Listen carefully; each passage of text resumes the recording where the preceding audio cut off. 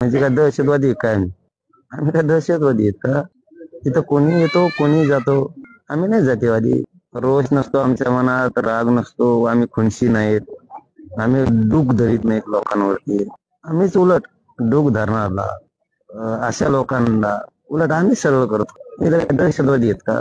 इथं काय दहशतवादी थोडेच आहे कोणी. इथं कुणी येऊ शकतं, कुणी जाऊ शकतं, कुणीही कुणाला ना नसते यायला. सगळा देश येऊन गेला नाही सहभागी होण्याची आवश्यकता नाही.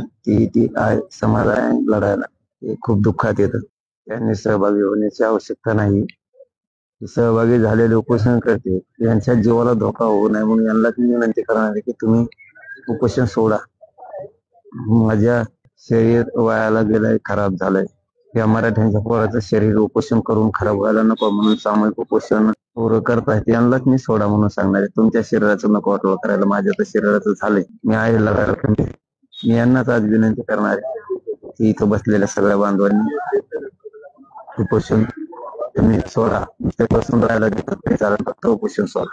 त्यांनी करून दाखवलंय ना, सामूहिक उपोषणाला बसा म्हणलं तर समाजाने बसून दाखवलंय.